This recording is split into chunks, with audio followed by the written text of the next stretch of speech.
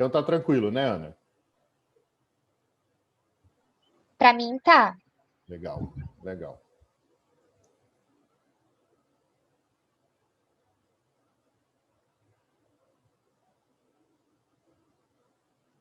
Já vou colocar aqui, enquanto a turma está chegando, já vou dividir aqui com vocês novamente o slide.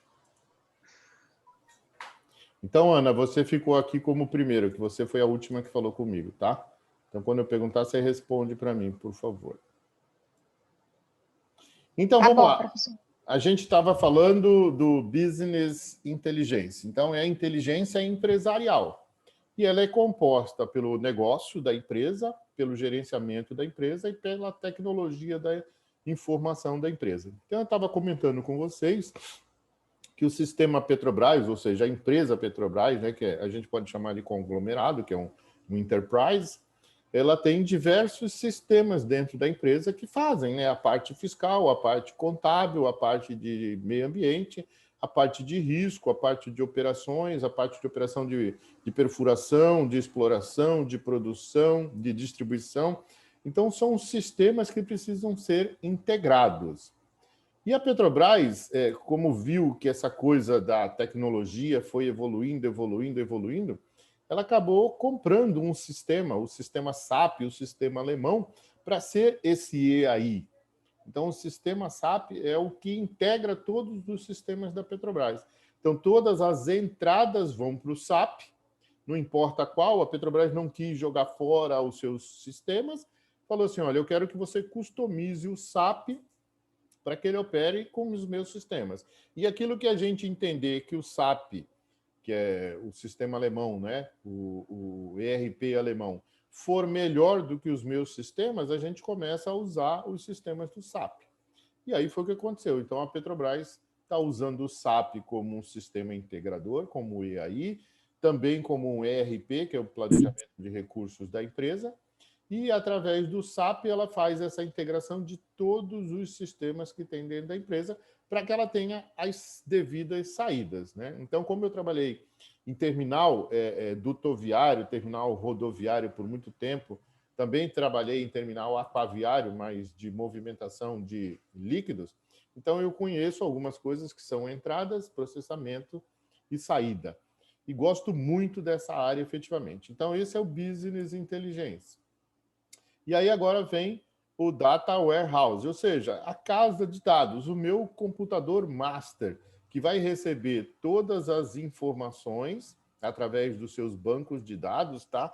Então eu tenho aqui os arquivos, né, que formam a base dos dados, né? Então esses arquivos, eles são transmitidos através da linguagem ETL e aí através desses metadados, né, que são um monte de dados e eu tenho que passá-los a serem entendidos, né? Os dados têm que ser entendidos. As pessoas que olham um checklist têm que entender o que está saindo.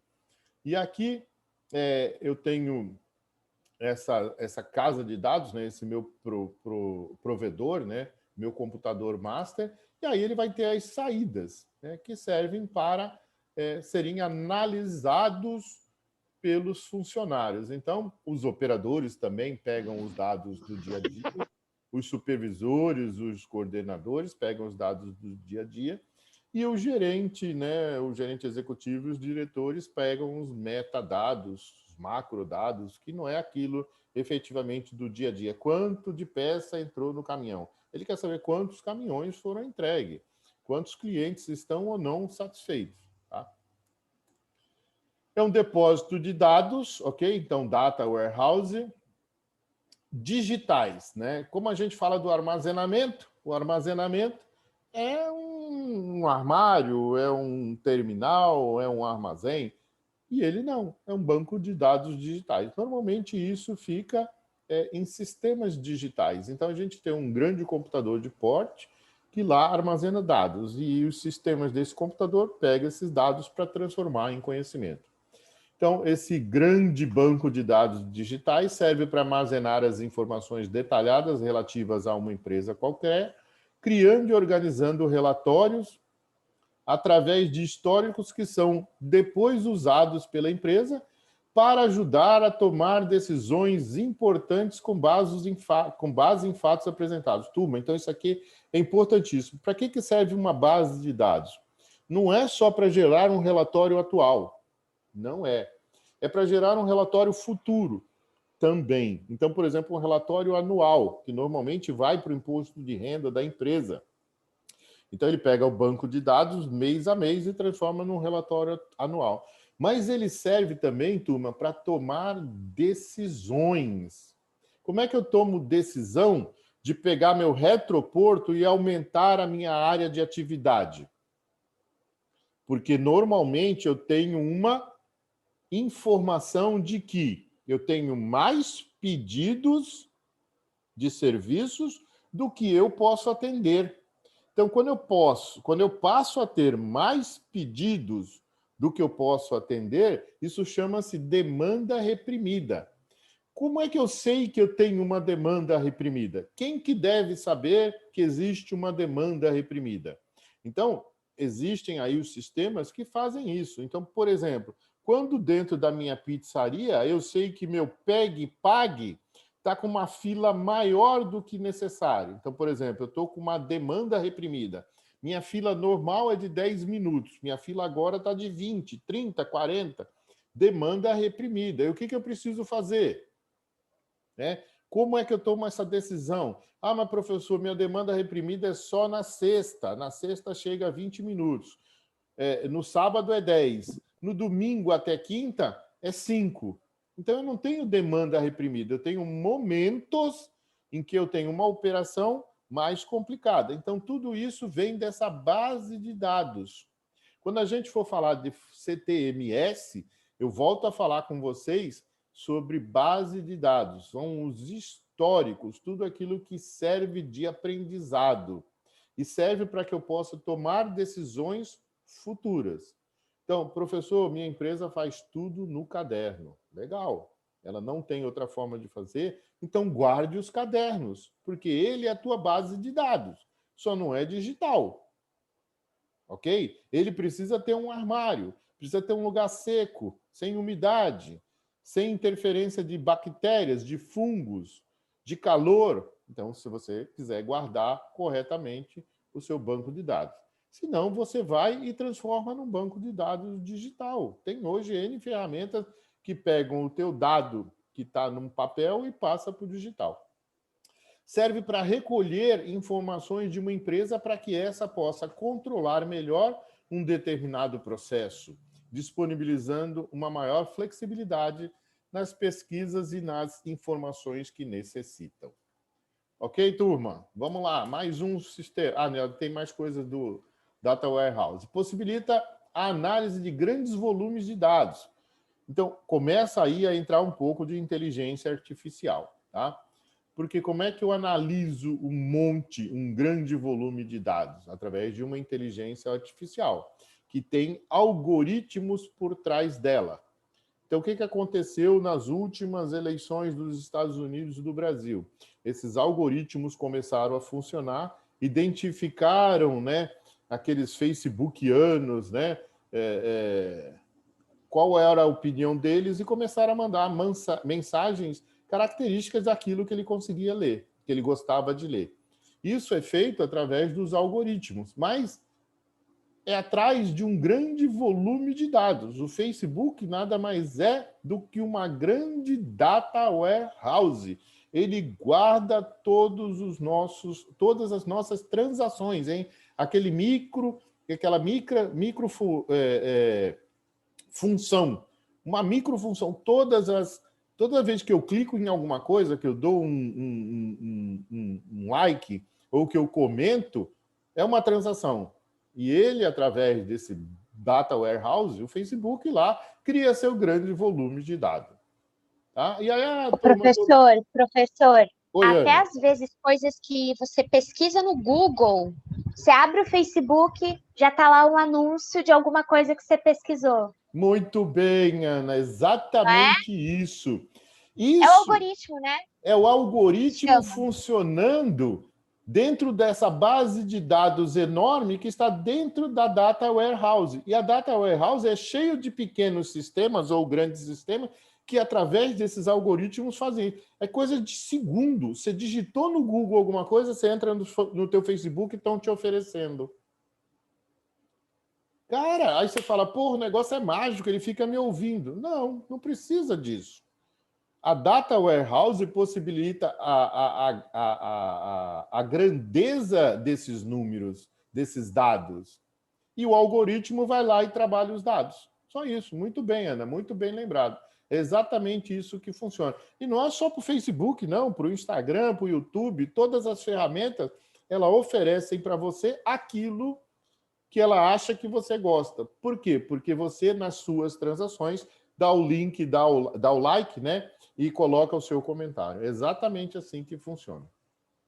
E a OLP é essa função, tá? A OLP são sistemas transacionais desses grandes volumes de dados. São as chamadas séries históricas, ou seja, eu estou no Facebook desde 2004, por exemplo. Então, eles me conhecem há 17 anos. Então, eu tenho uma baita série histórica que possibilita uma melhor análise de eventos passados, oferecendo suporte à tomada de decisões presentes e à previsão de eventos futuros. Foi o que o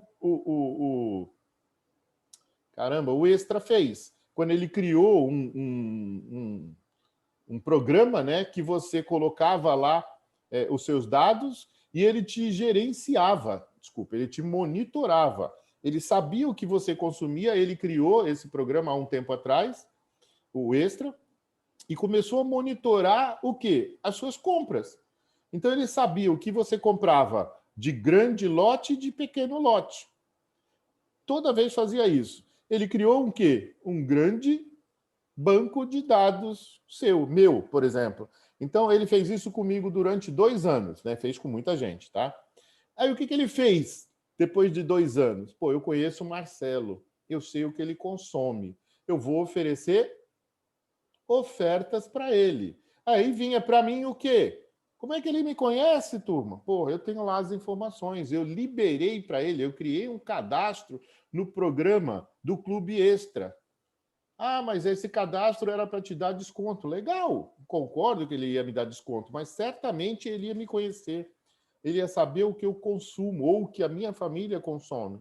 Depois ele vem lá e faz oferta. Porra, toda sexta-feira ele vai lá e compra 4 latinhas de cerveja. Então eu vou oferecer aqui, vou conversar com um parceiro meu, o Extra, né? Ó, vamos oferecer aqui um desconto para ele. E assim eleva as vendas. Então, em vez de levar 4, eu levo 6 cervejinhas. Legal. Vou comprar uma carne, né, uma proteína, vou comprar uma verdura, um legume, uma fruta, um queijo. Tudo isso ele já conhece a gente, turma. Para cada um desses programas que a gente entra e deixa lá, dá a permissão de que ele nos conheça, ele está fazendo um grande volume de dados. E através desse volume de dados, ele vai tomar decisões presentes e previsões futuras. Exatamente isso que acontece, tá? Ah, mas professor, eu não faço isso, ninguém me monitora. Você que acha que ninguém te monitora. Tem sempre alguém te monitorando a qualquer momento. Continuando, por definição, os dados em uma data warehouse não são voláteis, ou seja, eles não se perdem. Volátil é como se fosse a água na panela de pressão. Aquele vaporzinho da água é a volatilidade da água a 100 graus. Você coloca a água a 100 graus, ela se transforma de água em vapor.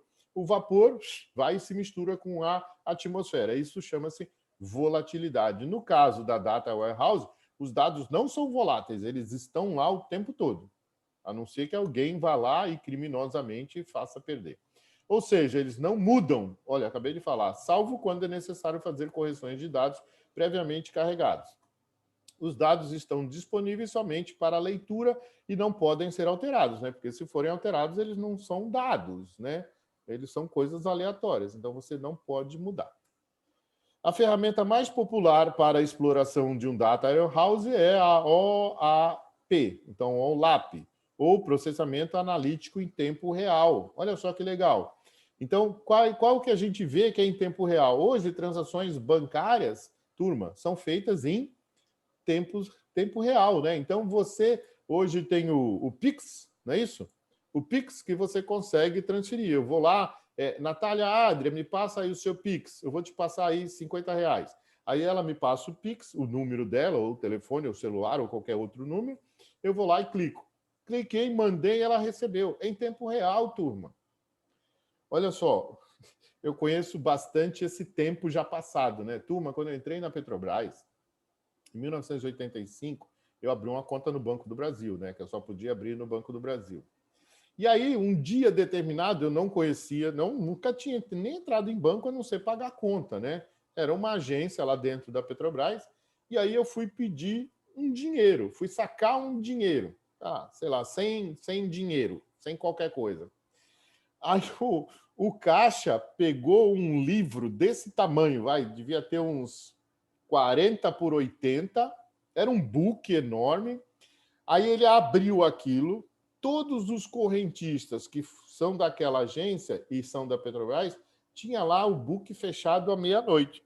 Aí ele foi lá, procurou Marcelo Garcês Lopes, virando as páginas, chegou lá no M, Marcelo Garcês Lopes, mostrava meu saldo da meia-noite, vamos dizer que eu tinha 1.000 dinheiro.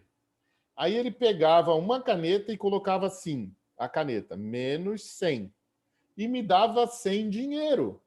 Vocês imaginam isso, turma? Dá para imaginar isso?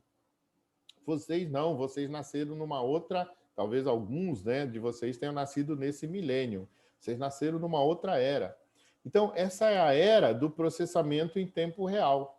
Vocês não conseguem nem imaginar isso, de que você ia olhar um book e o caixa colocando a caneta vermelha para o negativo, azul para o positivo. Eu estou lá depositando R$100. Ele ia lá em azul, mais R$100 não, sem dinheiro. Mais sem dinheiro. Imagina um troço desse, caraca. Eu vi a evolução, né, dessa internet. Muito legal, a evolução da informática. Muito bom mesmo. Perguntas? Ana Beatriz, você é a primeira. Responde para mim. Tranquilo? Tranquilo, professor. Estou indo muito rápido, Ana? Por mim, não. Estou dando exemplo descaracterizado ou os exemplos estão bons? Para mim, tão bons. Beleza, muito obrigado. Turma, eu estou chamando a Ana porque ela que está mais próxima de mim. Também tem a Milene, a Nicole e a Rafaela. Vamos lá, turma. Agora, dentro daquele quadro que a gente viu, a gente vai entrar no SCM. Para quem teve aula comigo, vai ficar tranquilo, é o Supply Chain Management. Ou seja, o gerenciamento desculpa, da cadeia de suprimento. Lembrando que cadeia de suprimento é desde o primeiro fornecedor até o cliente consumidor final, tá? Logística é aquilo que se refere dentro da empresa. Administração de materiais, logística de suprimento, logística interna e cadeia de distribuição. Isso é na empresa. Quando eu começo a juntar todas as logísticas de todas as empresas, por exemplo, da cadeia de abastecimento de combustíveis, então eu tenho o gerenciamento da cadeia de suprimentos. Quando eu tenho a logística da minha empresa com a logística do fornecedor, ou a logística da minha empresa com a logística do cliente, eu chamo de logística integrada ou logística empresarial, que é uma parte, tá? Então, logística da empresa, logística integrada é empresa com empresa ou logística empresarial, e quando eu tenho a logística de todas as empresas de um processo, é cadeia de suprimento. Então, isso são perguntas que podem cair no ENAD, tá? A logística integrada ou logística empresarial e a cadeia de suprimento. São três coisas diferentes. O gerenciamento da cadeia de suprimento é um conjunto de métodos que são usados para proporcionar uma melhor integração e uma melhor gestão de todos os parâmetros da rede, que tem tudo na logística, né? Transporte, estoque, custo, etc.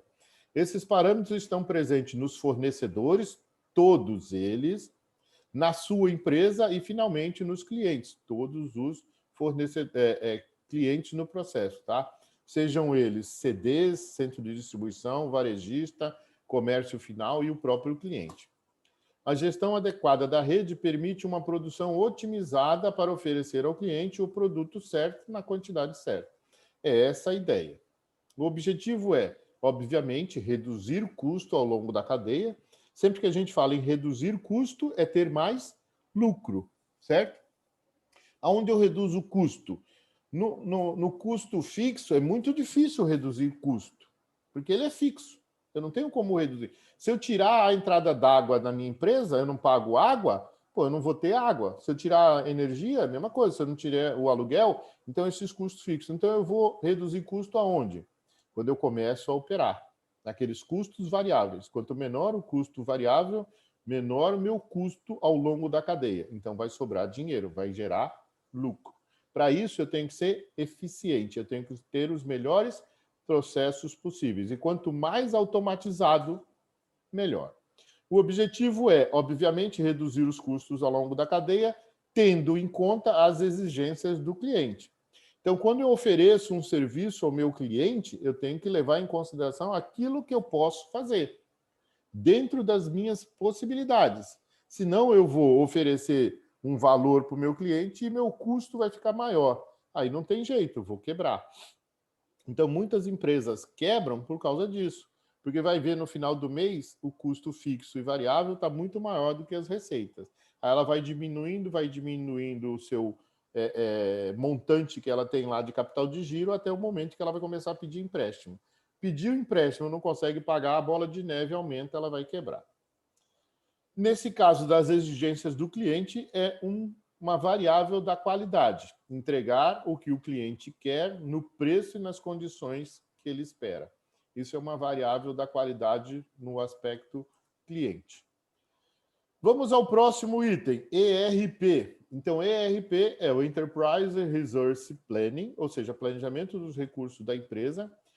Quais são os recursos? Então, são os recursos financeiros, materiais, pessoas e tempo. Então, caixa é recurso financeiro. Estoque pode ser considerado materiais e financeiro. O próprio financeiro. O gerenciamento e o departamento de pessoas, muito voltado às pessoas.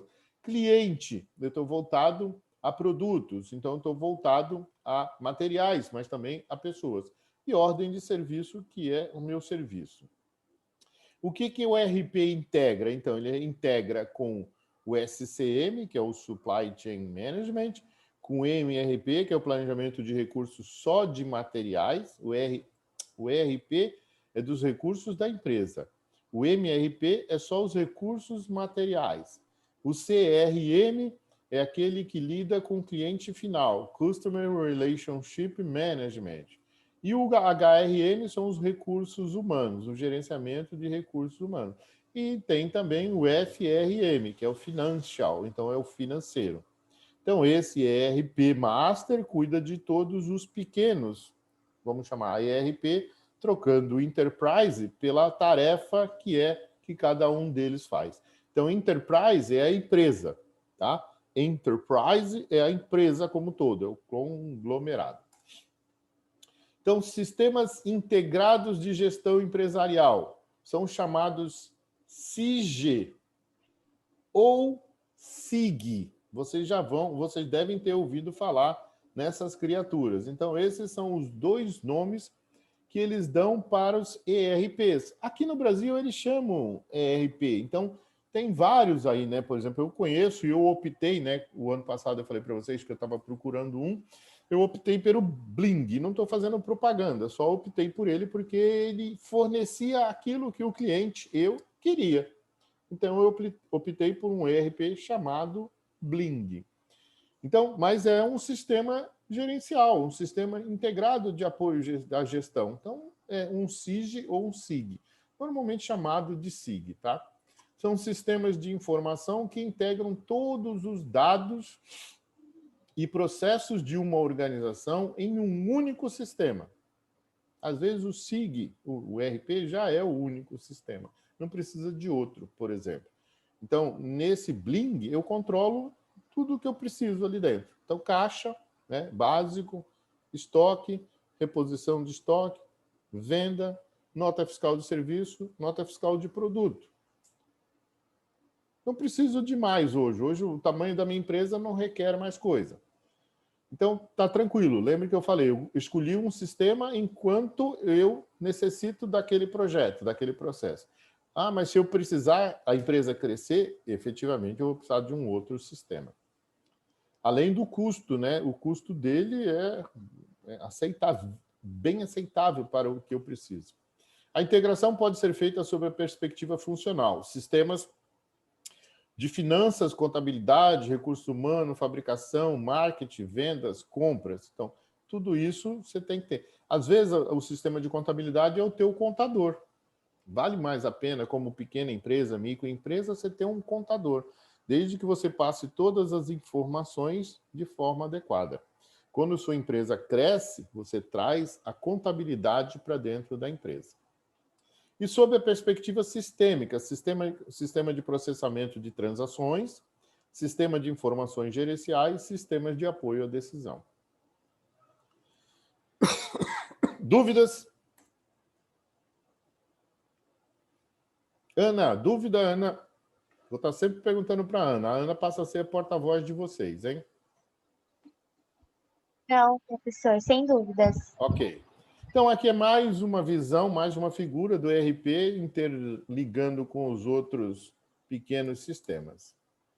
Agora tem o MRP. O MRP é o Planejamento de Recursos de Materiais, tá? Turma, só materiais. Quais são os materiais? Todos os materiais. Tudo aquilo que você usa como material, tudo aquilo que é palpável e você usa no seu dia a dia como material, é material. Ah, meu professor, folha de papel sulfite para impressora é material? Lógico. Estou falando do mais simples, tá? Clips é material? Você não compra um clipe, você compra uma caixa. Você não compra uma caixa, você compra um pacote. Então, é material, tá? Tudo que vocês pensam dentro da empresa, se não gerencia, passem a gerenciar. Todo material tem que ser gerenciado, tá? Porque material é de consumo, ok? Não é produto. Material não é produto, tá? Às vezes a empresa considera o produto final como material. Às vezes ela considera também a matéria-prima como material. Então, tudo depende de como a empresa faz, né, dentro dela. Então, vamos lá, vamos falar assim. E o que esse planejamento de recursos materiais está interligado? Então, ele está interligado à finança.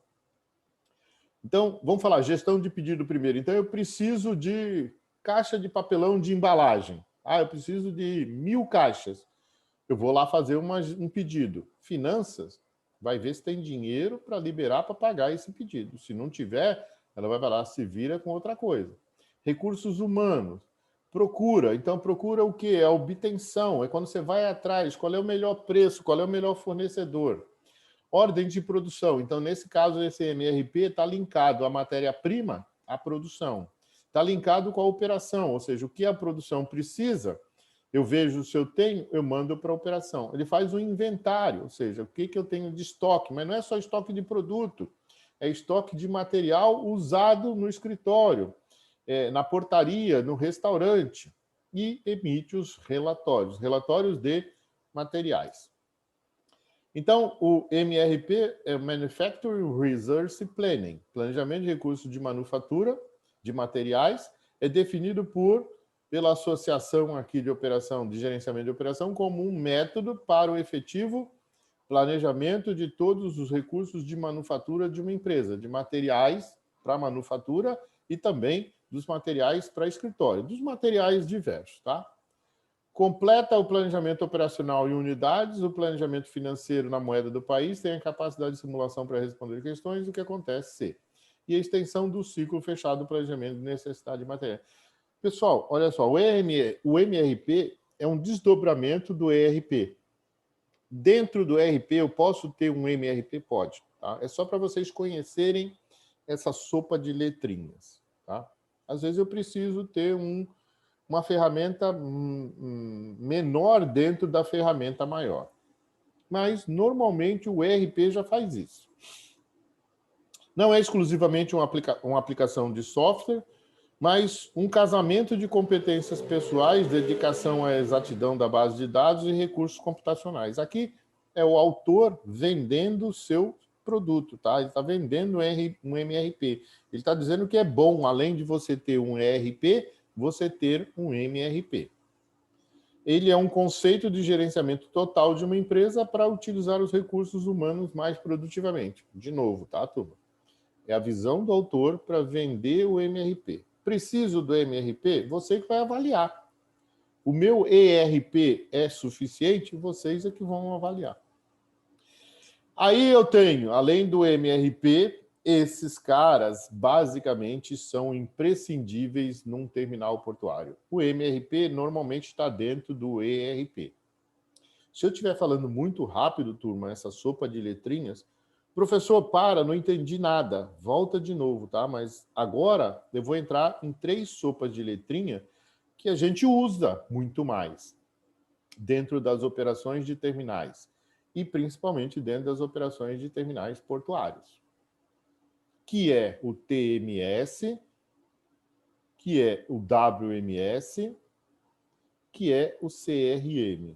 Então, esse cara aqui cuida do transporte, o T de transporte, o W de warehouse, ou seja, da casinha, do armazém, e o C de customer, de cliente.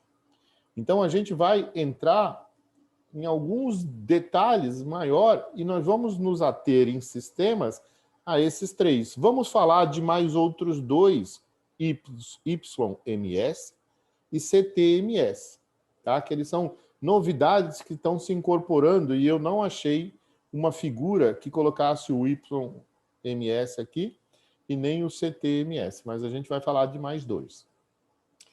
Posso continuar, turma?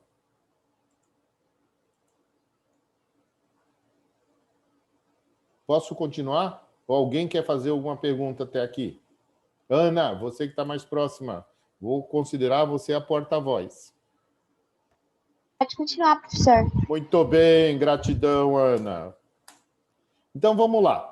Então, o que acontece, né, dentro da visão do Sandro Souza aqui, só para a gente ter uma ideia? Eu tenho o SAP, que é aquele sistema grande do ERP, eu tenho a comunicação que eles fazem inputs e outputs, ou seja, entradas e saídas, e dentro de um terminal portuário eu tenho o ERP operando, o WMS e o TMS. Então, esse cara está fazendo a gestão do armazém de um terminal, esse WMS, e esse TMS está fazendo a gestão do transporte de um terminal.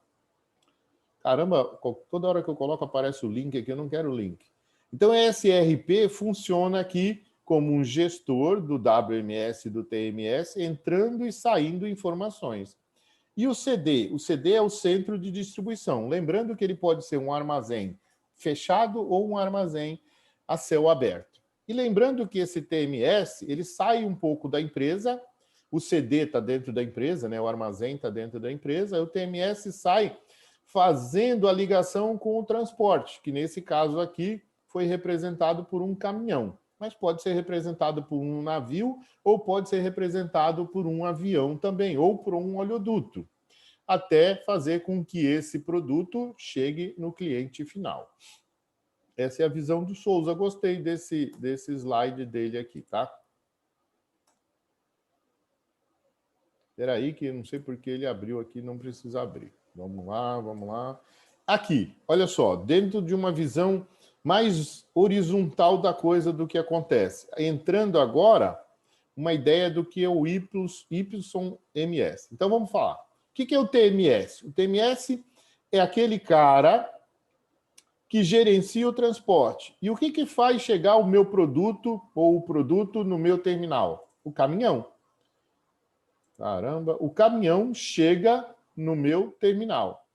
Quando chega no meu terminal, eu vou fazer todos aqueles processos de conferência, de verificação documental, de verificação da mercadoria, e ele vai para onde? Para o meu armazém. Ou a céu aberto ou coberto. Então, armazém. E saiu do TMS e foi para o WMS. Matéria-prima, componentes, embalamento, foi para o meu armazém.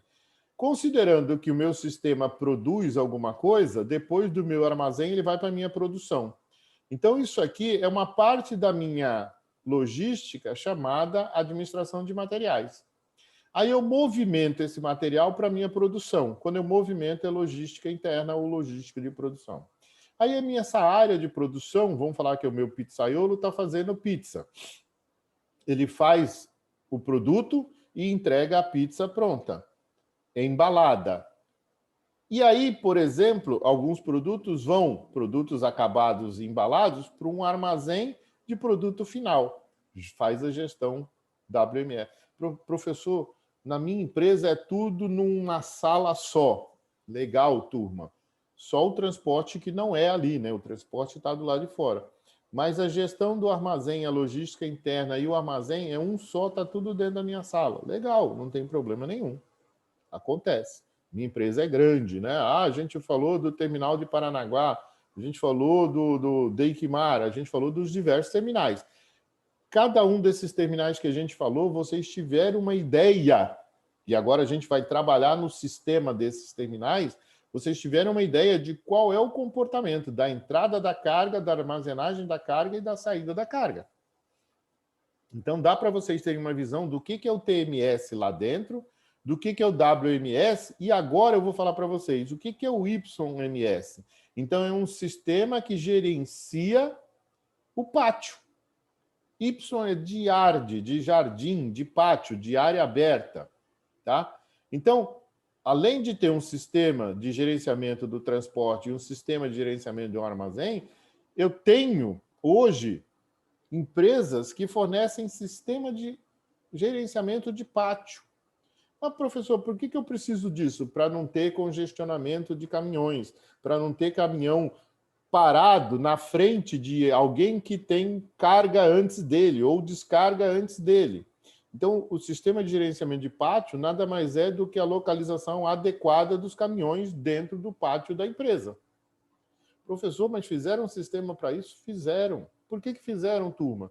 Porque as pessoas empreendedoras conseguem analisar, conseguem identificar problemas que às vezes a gente não consegue. Às vezes eu, por estar no dia a dia do processo, preocupado que eu tenho que executar as tarefas do meu dia a dia, não consigo sair do meu quadrado e analisar a coisa como um todo. Então, por isso que, às vezes, algumas empresas contratam consultores, porque os consultores estão fora do quadrado, estão fora do dia a dia, não estão preocupados com a rotina. E você não, você está preocupado com a rotina, você está sendo cobrado da produção daquilo que foi te passado para fazer naquele dia. O consultor não, ele vem e enxerga. E aí algum consultor imaginou que se tivesse um sistema para gerenciar o pátio, a entrada, a organização, a movimentação e a saída dos caminhões e outros maquinários lá dentro, seria legal. O cara construiu, vendeu e está vendendo. Deu para entender o que eu falei, turma? De um problema que alguém analisou e identificou, surgiu uma solução e que hoje tem gente pagando por essa solução. Então, eu tenho um sistema de gerenciamento de pátio no ambiente do armazém, eu tenho um sistema de gerenciamento no ambiente fabril e eu tenho um sistema de gerenciamento no ambiente, novamente agora, do armazém de produto final, quando for o caso. Então, olha só, pátio não significa que é o jardim, que é só onde eu movimento o caminhão. Pátio é tudo aquilo que é área aberta. Às vezes eu tenho carrinho de mão, né? Eu tenho outras possibilidades de movimentação de carga. Turma, daqui a menos de um minuto vai cair novamente, porque são 40 minutos, e eu já mando, assim que cair, eu já mando para a gente fazer a nossa terceira parte, que hoje eu estou super entusiasmado, tá? Ainda faltam bastante minutos aí para acabar a nossa aula, ok? Perguntas até aqui? Ana, pergunta? Nenhuma, professor, pode passar. Muito bem. Então pode ser que caia nesse slide e a gente volta nele, tá? Vamos ver aqui o chat. O chat, nenhuma, pode continuar. Opa! Vai transferir mesmo, professor? KKKK, caramba, nada disso.